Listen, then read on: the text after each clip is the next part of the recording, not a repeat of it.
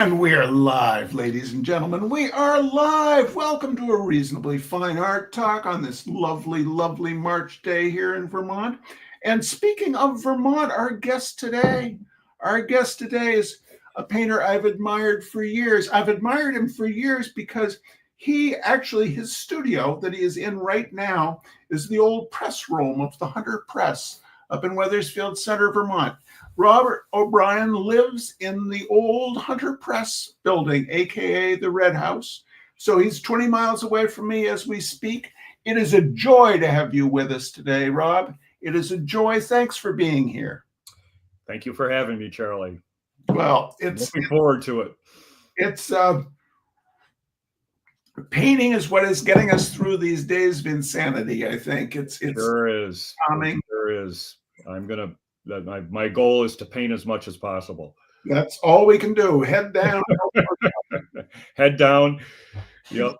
So no news in the background. Just classic music. Yeah, you know what I'm doing now? I'm listening to there's a YouTube channel called Classic Baseball Games on the Radio. And so I'm like listening to 1959 games between the Dodgers and the Cubs, and it's yeah. Anyway, tell us about your journey as an artist. My journey has been pretty much a lifetime journey. I started drawing. I can't even remember how old I was when I started drawing, and it probably was I was either 3 or 4 years old. I love to draw, and I drew all through elementary school, in high school.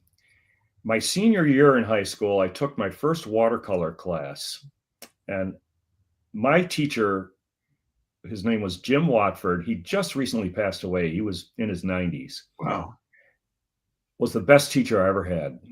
He got me so inspired to paint watercolor. And where was this? Where this was at Gates Chili High School. It's a suburb of Rochester, New York. Oh, okay.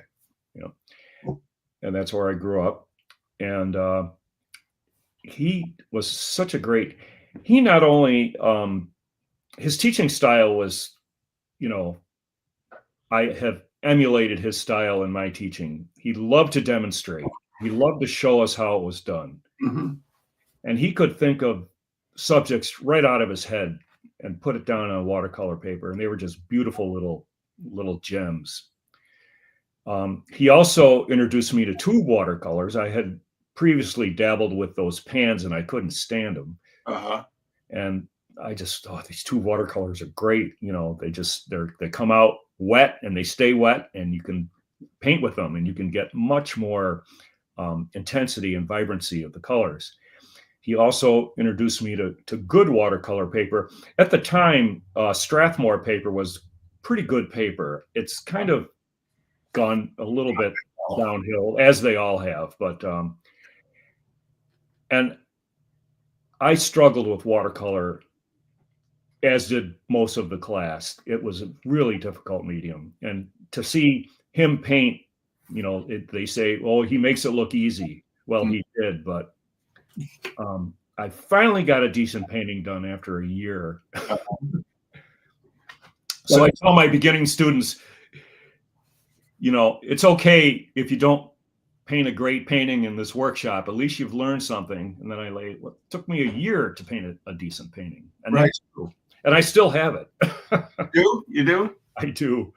So have you always supported yourself as a working artist then?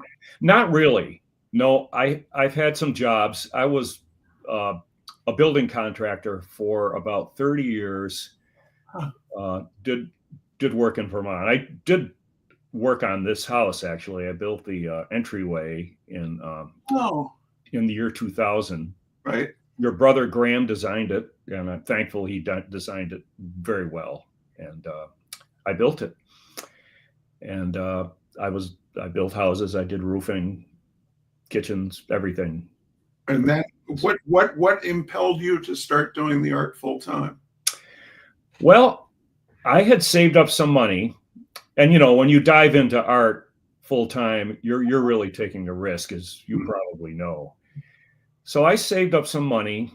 I had been entering shows. I've been starting to win awards, and I was starting to get teaching jobs, and I thought to myself, I can put work in galleries, I can enter competitions, but if I really want to make some steady income, I just can teach. And fortunately, my teaching caught on. I was successful at it then, and it's still going for me. At that time, it would have been it would have been entirely traveling to run workshops. Is that correct? Or yeah, it was, but most of the workshops were pretty close by. Okay. Do you remember Fletcher Farm School? Absolutely. Yeah, that was a place I taught at a lot. It was back in 20 years ago. Right. It was a very busy. When Laurie Manship or Laurie Marsha was. Yeah, Laurie to me was the best director they ever had. She was great. She gave me I did my first workshop teaching there, and my students were entirely a group from Wake Robin, which is a retirement community up near Burlington, and they came down for the weekend, and I had all these ideas about teaching highfalutin art stuff, and they were like, we want to paint pictures of our grandchildren. And they were great. They were wonderful. I said, okay, do you want it to look like your grandchild, or do you want to try to do it? They're like, we want it to look like our grandchild. I was like, okay, we are tracing then. Yeah, right. Exactly. Copy machine, and we got our carbon paper, and we did our little traces, and we had a great time. But anyway, so you were teaching, you were teaching, but now you do both live in-person workshops, but you also do a bunch of online teaching. Is that correct? Yeah, and that started in 2020 with COVID. Right. Now that was a real shocking year for me. I had 25 workshops lined up for that year, and I had to cancel every one of them. I had a trip to France lined up with 12 people, so I had about $10,000 worth of deposits in the bank. Fortunately, I had it in a escrow account that I had to refund everybody. Yeah, a mess. And then the only thing I could really do was I bought a armature for my phone, got a Zoom account, and started teaching online. Right. And is that now primarily what you do, or is it still a mix of live? It's a mix. It's funny. There are people that really like learning online, and it does have its advantages.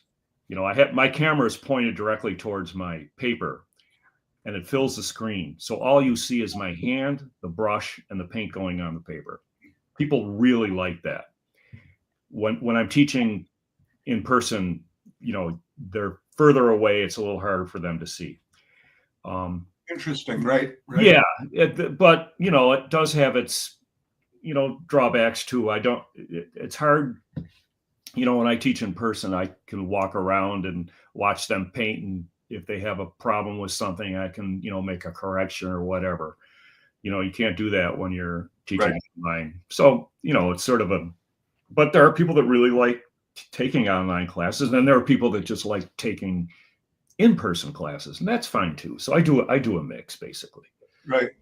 Well, we were talking before we went live how interesting it is that, you are a world-class watercolorist. You're respected worldwide, but your Venn diagram and my Venn diagram don't overlap that much. And I think a lot of our viewers may not be aware of your work. So I'm really looking forward to going through this slideshow and having you talk about these pieces. Sure.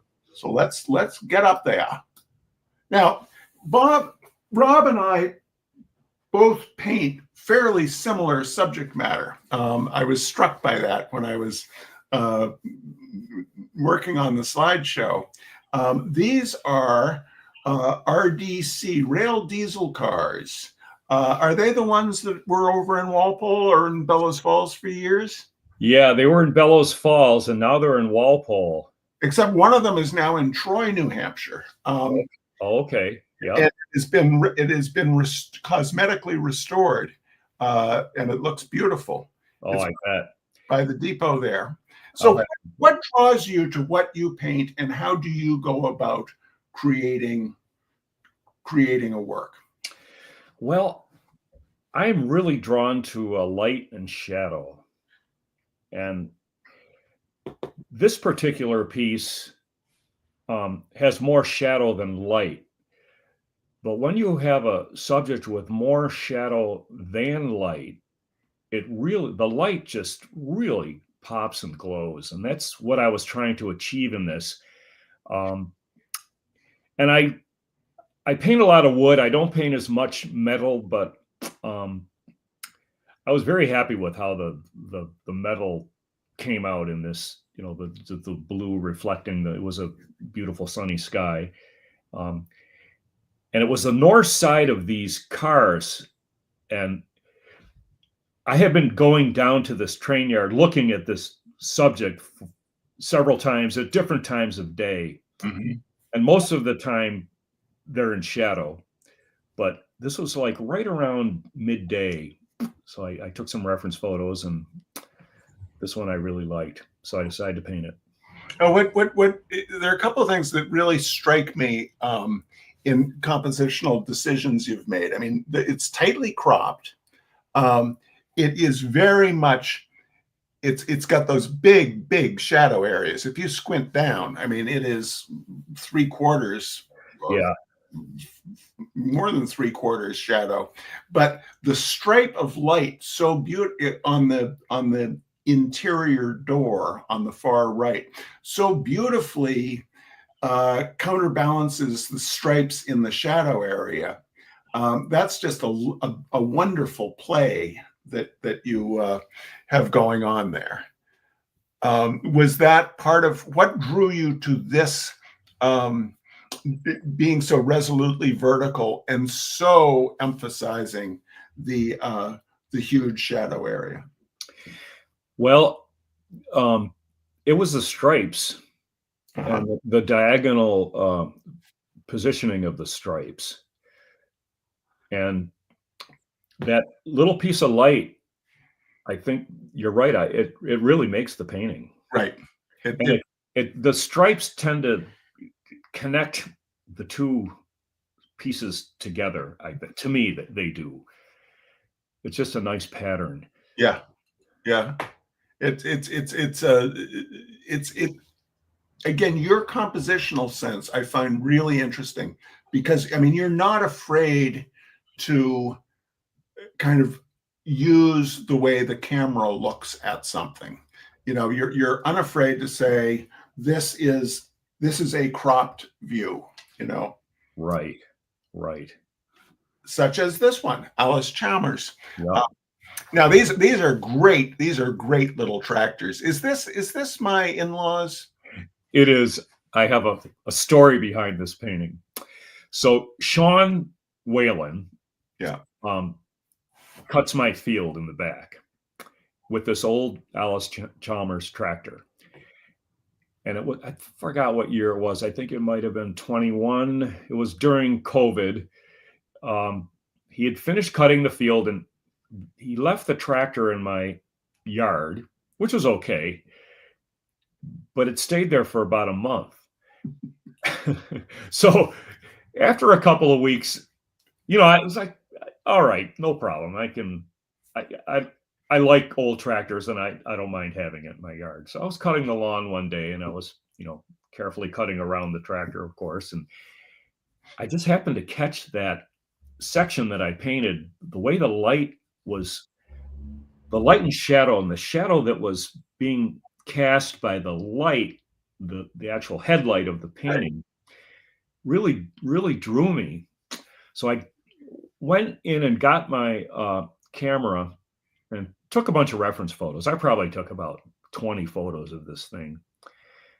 But while I was painting it, I would go outside and look at it and take notes, did a little bit of sketching. So it was almost as if I had been doing it from life, Mhm. using the memory and that, just for the shadow, because if you looked at this 10 minutes afterwards, the shadow would have changed. Right.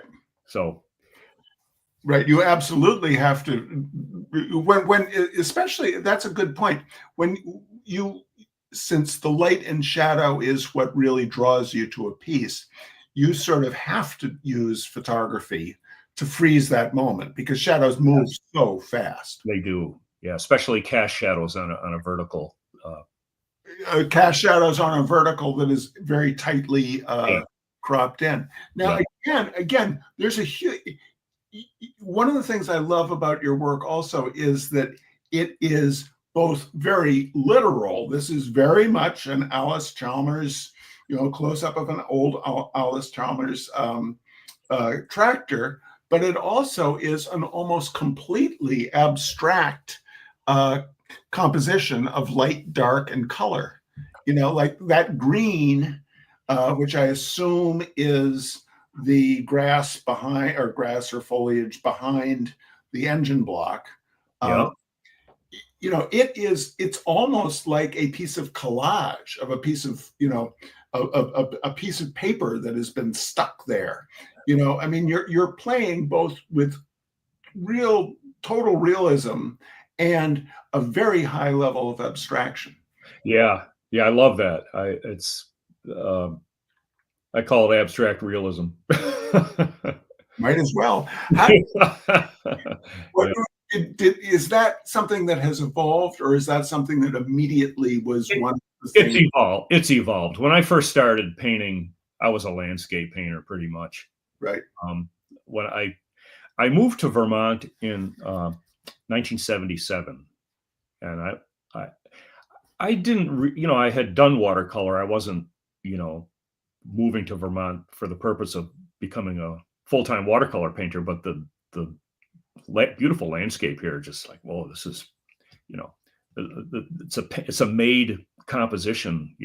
Where you look in Vermont, it's just beautiful. Right.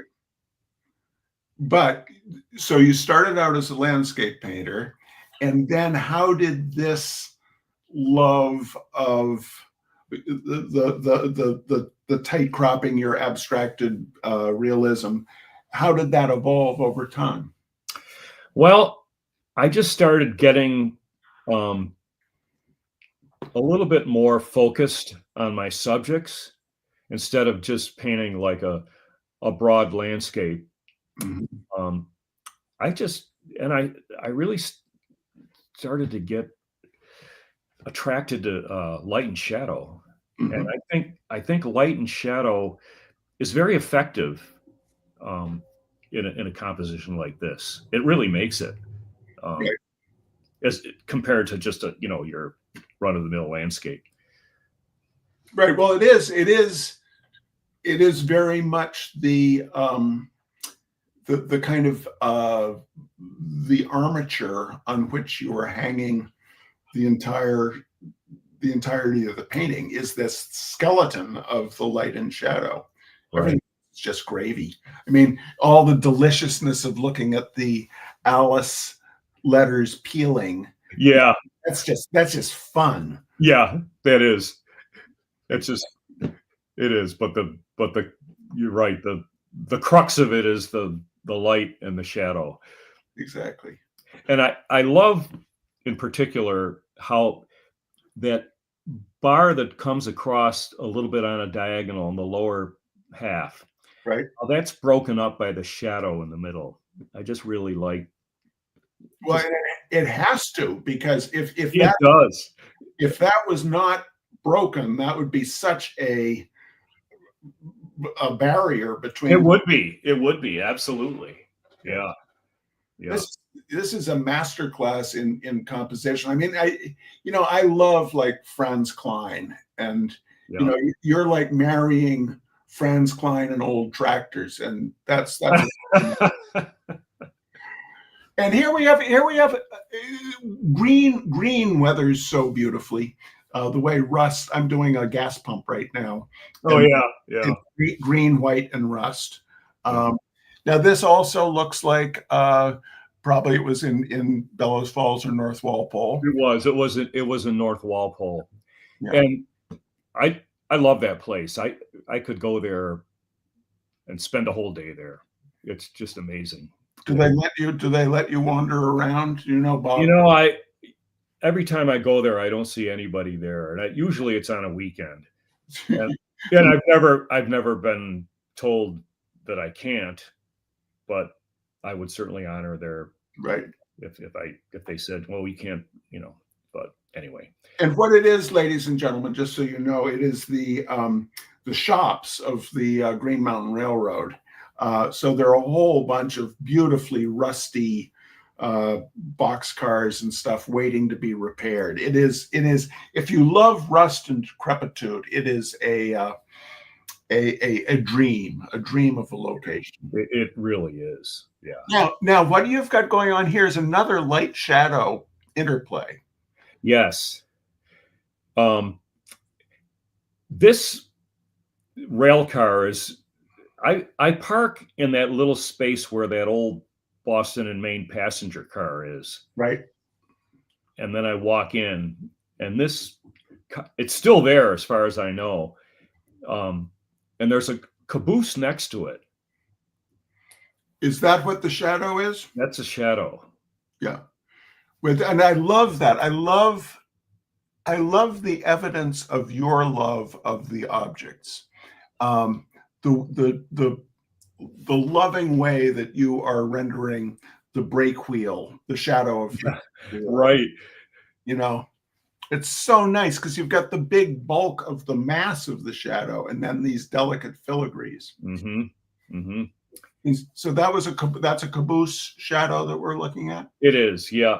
Yeah. And as far as I know, they're both still there in the same position. So this was in November when I went, and it was late in the afternoon. Well, late in the afternoon in November is like 3:30.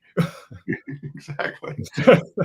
not like it is now, but yeah. In fact, when I would go there, the sun sets so fast that time of year. I just had to really, hustle, get some pictures, and mm-hmm. You turn away for a couple of minutes, and then everything is in shadow. But when the light is that late afternoon light is so raking and so saturated, and it's amazing that time of year. It really is. Yeah, wonderful. Why do you think you love rust so much? I don't know. I've always loved rust. When I first started painting rust, I was thinking, gosh, what colors do I use? Do I use burnt sienna? Do I mix it with a little bit of purple? Or what I do now? I just take my cadmium red or any other red and just add a little green to it. There's your rust. Yeah. Well, yeah. So how many colors are in your base when you set up to start on a piece? Do you have 12, 14 different colors in your arsenal, or do you start out with a underpainting in one particular color? How do you approach it? Often I'll start out with a light yellow underpainting. Light yellow. Light, very light, almost to the point where you can't even tell it's yellow. But I did that on this one. But the CP rail letters look white, but they're really tinted just a slight yellow. And that's what I like about watercolor. You can get so light with it that it's really hard to tell if it is. But if you put it to the white of the paper, you would see that it's a different color. I also try to use kind of a limited palette when I paint subjects, and this one is mostly greens, some of the reds mixed in for the rust, the background trees, and just that upper sliver up there are I think I use burnt sienna, burnt umber, just some warm browns and some reds. And then for my shadows, I mix 3 primary colors together to get the shadow: red, yellow, and blue. Huh. And the reason I do that is that you have control over the temperature of the shadow.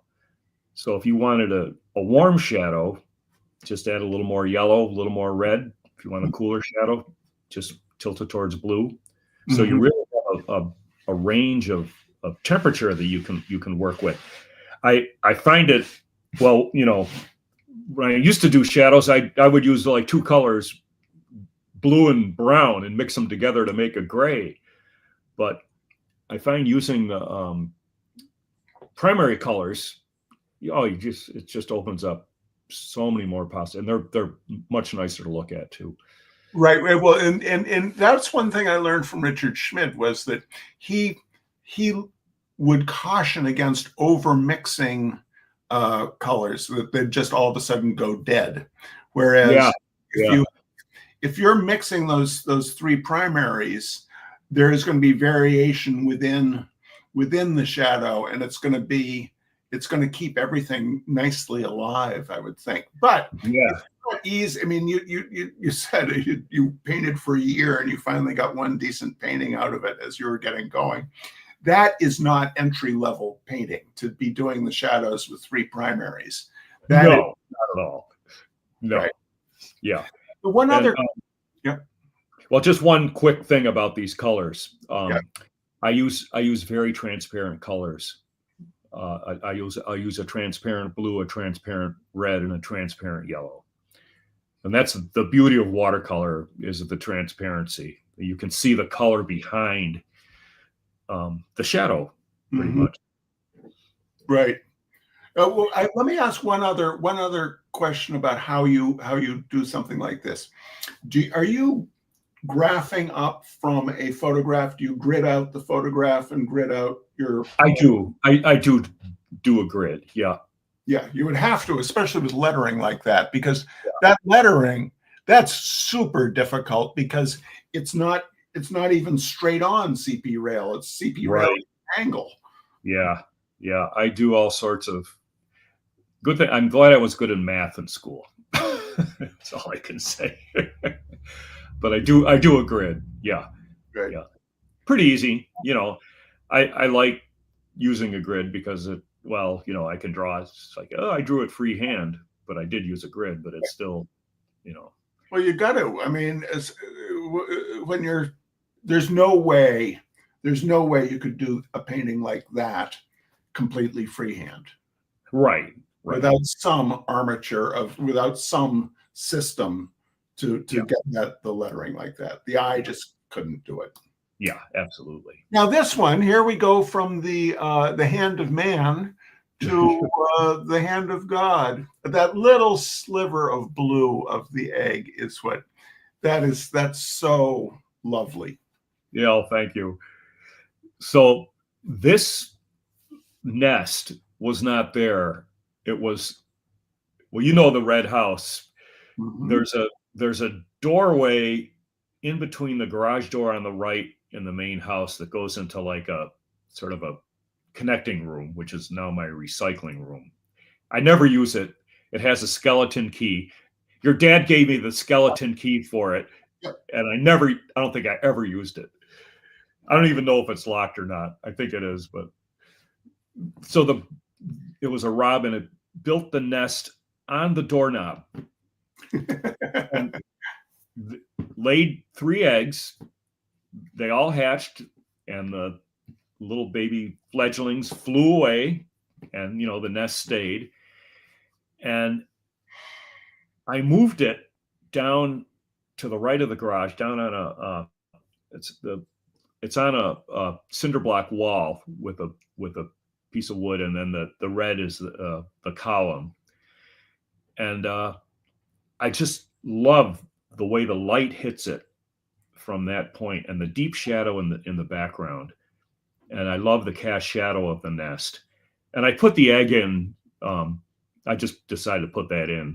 There were no eggs in it when I photographed it. And The color I used for the robin's egg was cobalt teal. Which is a little more intense than a robin's egg normally. Yeah. But Yeah. I like to embellish. absolutely. But boy, it is your command of the medium is so astonishing to me, because are the brightest brights essentially where there's no paint? You're not painting in white there, are you? No, I leave the white of the paper for my brightest brights, but I rarely do that. The bright colors on the nest, those light browns or whatever they are, it's just a light wash of paint. But because I've, made things around it darker, it really reads as the sun hitting it. Yeah, it really, I mean, to be able to kind of think backwards, to have the grasses in the nest read so naturally when they are where paint isn't, or where there's very little paint, is astonishing to me. Now, Stephen asks, this was done from a photograph? It was, yep. But with the egg added purely from your imagination. Egg was from here. Yeah. Well, and I would like to just point out to the viewers here that there is an excellent chance that my teenage hand painted the red on that. It looks about right, and it looks like the amount of spilled paint on the cinder block wall. I did paint this house 20 years ago, but I don't think I made it that far. Okay. And now this is down in Springfield, Vermont, Parks and Wilson, one of the tools. It is. Again, your sense of composition is I just love what you're doing. Oh, thank you. The thing that I really love about this painting, the subject, is the windows. And unfortunately, if you've been by this recently, it's all plywood. They've all been plywooded over. And I was just fortunate enough to catch it, 23 years ago. Right. I don't know what their plans are for that building, but somebody bought it and did nothing with it, so it's deteriorated further. Yeah. I mean, it's a tragedy, because it's. I know. But I mean, what we love as painters is also what lawyers love as an attractive nuisance. I'm sure they did. I'm sure they have plywooded that up. But now, why do you think you are drawn to industrial decline? Is it purely aesthetically, or do you think it's partially having grown up in Rochester, in the Northeast, in the Rust Belt, that it's sort of how one processes the grief associated with deindustrialization? Yeah, I think it's a little bit of both. Okay. But I just find it, I don't know, there's something really poignant and it's about seeing something in decline, seeing something in entropy. Right. I just love it. It's just, there's a beauty to it that, you can't find in something that's brand new. I don't find brand new buildings, and you probably don't either, or freshly painted houses all that attractive. Right. They're not, exactly. Well, Jason Sakran, a painter friend of mine, one time challenged me to do a painting of a Chili's restaurant in Easton, Maryland, and I couldn't. Right. I had nothing to say about it, and the light wasn't interesting, and now this, again, very, very, very strong diagonals that you've got going on here, especially with the staircase. And the way you're leading the eye up with the snow, you've got that void in the lower right, which is a almost a pure black. I mean, It is. is it that dark in reality in the painting? It is, and I don't use black, but I make my blacks by mixing colors together. Right, but oh, it is inky dark. It is. It is. It is. Yep. And that's very consciously contrasted with the white of the snow, but the white of the snow is fairly dark in that area of the painting, right? It lightens as you get up into the It sun. is. It is. Yeah. It was the direction of the sun at that time was directly hitting the staircase where the foreground was starting to get a little less sunny. Mm-hmm. Yeah. I look for a range of values in a subject too. I like things with dark darks and light lights, and then your mid values. Like the brickwork is kind of a good example of like a mid value. Right. Just kind of ties it all together. Yeah. Beautiful. Yeah. Thank you. All right. Now this is very different for you. Yeah, I do a lot of portraits, Okay. but this was my latest one, and I did it in 2023. I met this. Well, I took this guy's picture at a market in France, and I just I didn't ask him if I could take his picture, which I found out later that the French get offended if you don't ask, if you take a picture of them without asking. But I came back last year and met the guy in person, and he was a really nice, kind man. He's 83 years old, and he fought in Algeria with the French Foreign Legion, and interesting guy. But when I took his photo, there was a lot of stuff in the background that I just took out of the painting. And I think it's important, especially when you're doing portraits, you just want to focus right on the portrait. And the shadow was different too. And I decided to make that shadow from the upper right side come down. And what that did was it kept the light on his face it just was more dramatic with that shadow next to it than it was really in the reference photo. And that was a gamble that paid off really well. And the shadow, it continues on his collar on the other side of his face. I mean, so that is basically the same shadow, even though one part is against a wall. Absolutely. Yep. It's on the left side of his face. It's on his collar, and it's actually it's absolutely correct. Yeah. And now what kind of paper do you always work on? The same type of watercolor paper, or do you switch it around depending on what you're painting? I work on either cold pressed or rough.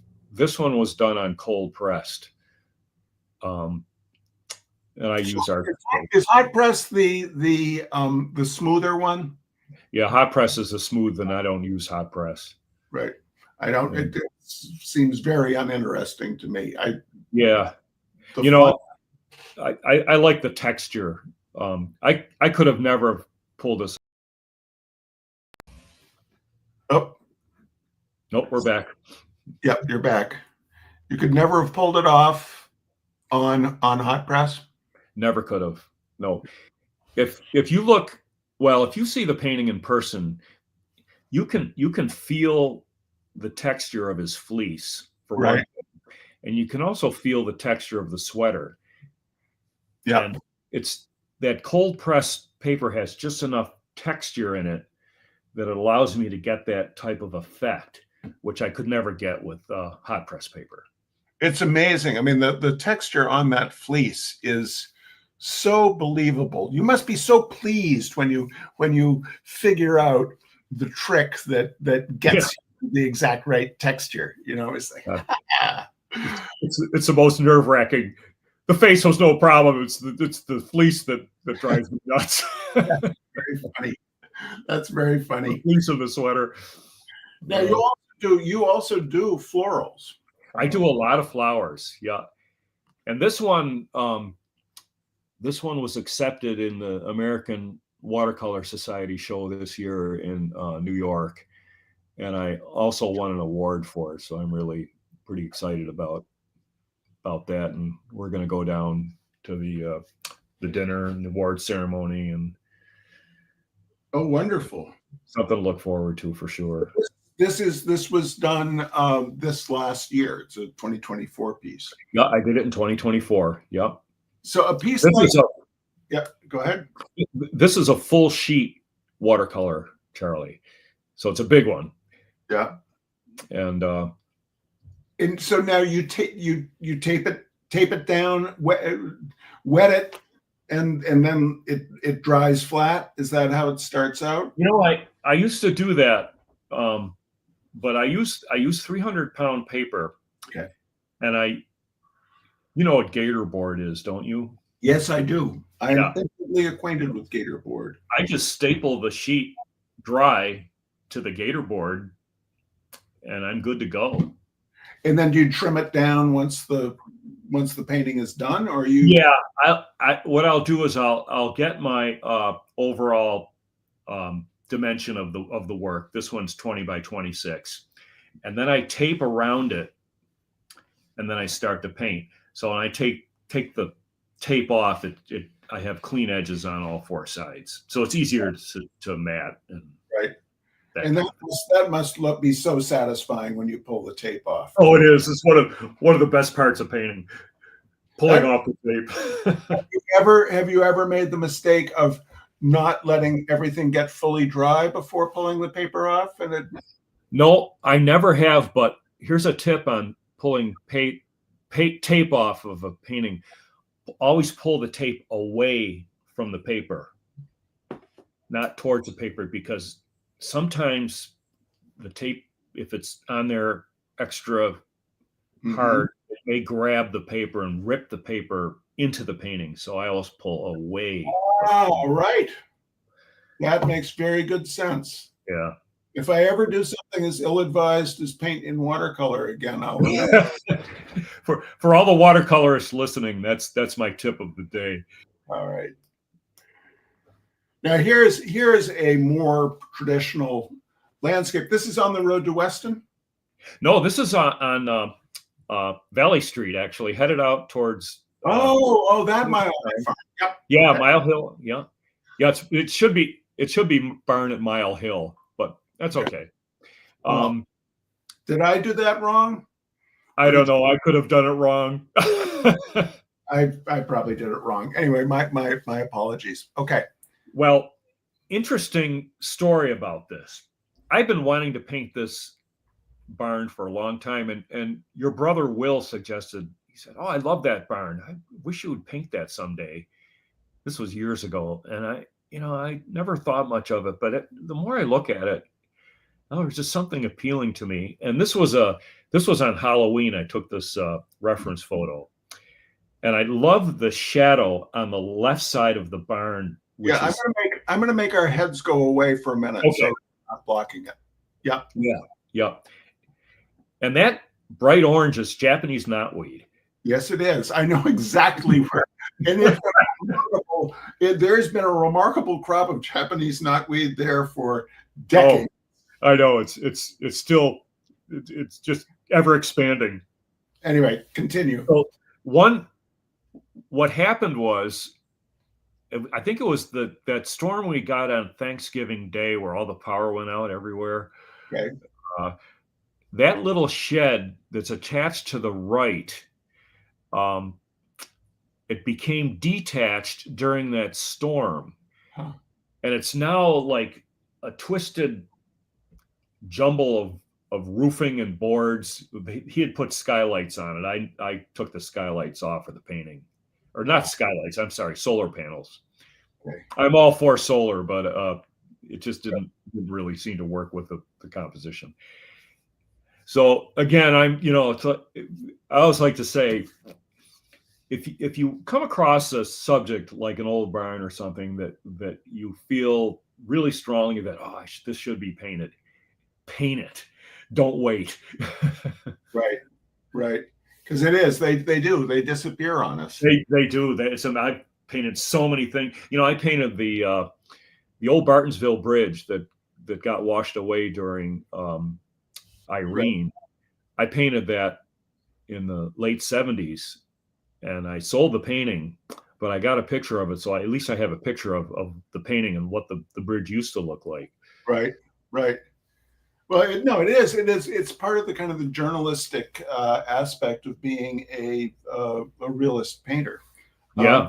But one thing I want to talk about again to our viewers that I think is very, very intelligent painting is that you do have the bank of the knotweed on the left, but then you carry across from left to right with little dots and dits of that orange, across through the shadow area, across the base of the barn, and then continue it on the far right.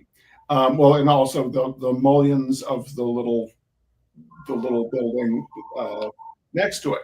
But you also have elements of orange in the clapboards of the dominant structure. I mean, so even though there are a bunch of very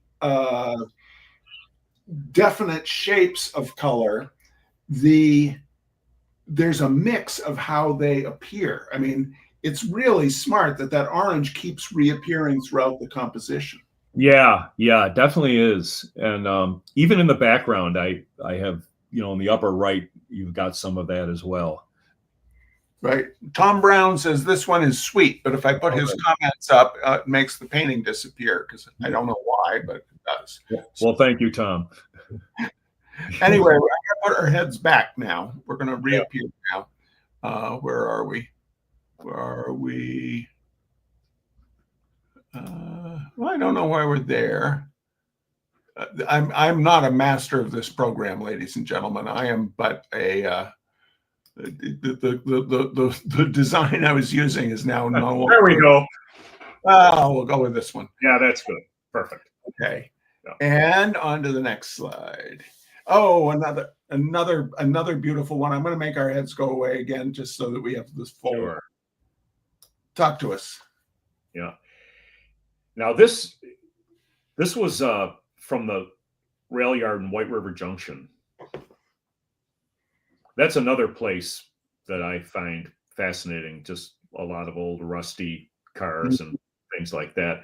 And what I liked about this one was the old rusty, this boxcars, really old, juxtaposed to the tanker car behind it. Good point.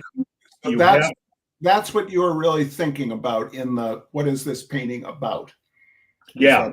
Position. Okay. Yeah.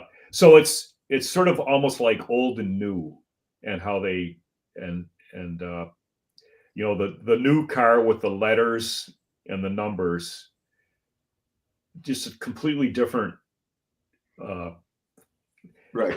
than what the rest of it is. Right. Well, and you've got all these hints of a more manual age, in that the brake wheel is something that had been turned by hand. There's the broken, that was a wooden waybill. The frame right in the center is a wooden frame that waybills would have been tacked to. So that's another handmade thing. And then you've got the grab iron on the far right. So it's all from an era when railroading was much more tactile than it is now. So the Procore car is machine age versus the more man-made or Yeah. the more hand. Then the more manual. Yeah. Yeah. Yeah. Yeah. You know, the other thing, the light and the shadow just it's just wonderful in this one. You know, you've got some real darks. You know, the white letters just pop out, and Mhm. the light vertical strip with the rusty rivets on the right also pops out. Yeah, it's again, it's this almost completely abstract. If you don't think about the thingness of the thing, but instead just are thinking about the light dark interplay, it's a very complex abstract painting. It is, yeah, it definitely is. And I love how you break up the lettering with the handbrake wheel.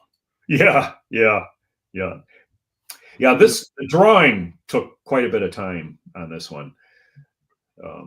I bet. I bet.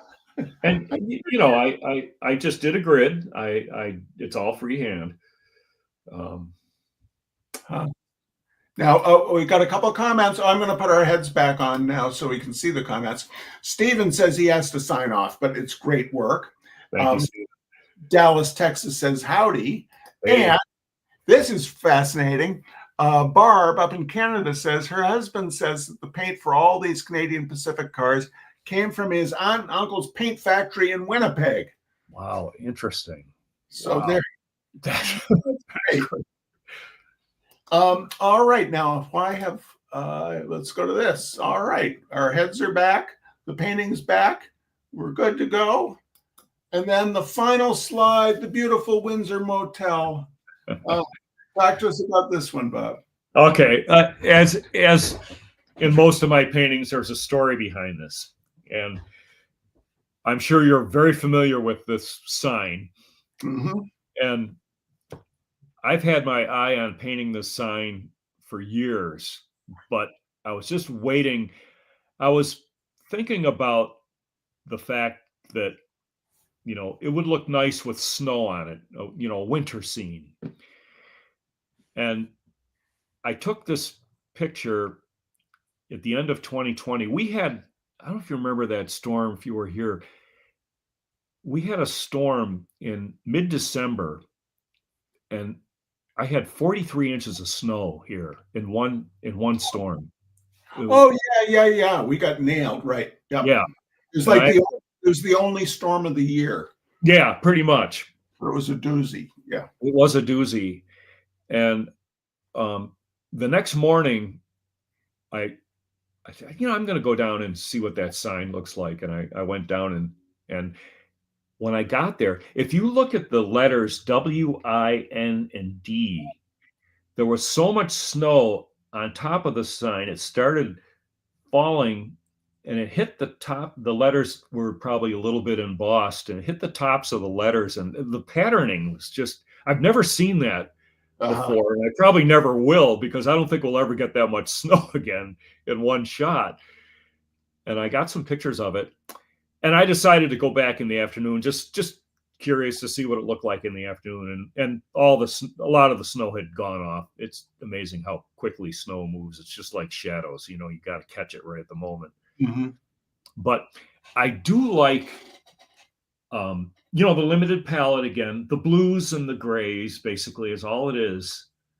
But it's all, you know, again, it's all about the values, the lights and darks. Right. No, this to me, the symphony of blues that you've got going on. I love how there is the natural world. You'll see the shadow in the natural world, or the sky in the natural world reflected, or the color again reappears in the man-made sign. You know, there's beautiful unity to that. And then the diagonals you've got going back and forth on this are fantastic as well. Yeah. Was the shadow on the snowbank on the right foreground actually that diagonal? Or did you play that up a little I bit? think I changed it a little bit. It was I So made it just a little more uniform. It was kind of haphazard. it works beautifully with the cut of the bottom of the sign. Yeah, that zigzag pattern. I love it. Yep. Exactly. Ah, Yeah. great. And Yeah. is this piece still in your collection? Is it still around? It is. It is still around. Yeah. Wow, it's still great. around. Yeah. I actually met the owners of the Windsor Motel. Um, the woman came over to the house and looked at it. She didn't buy it, but my prices are not cheap anymore.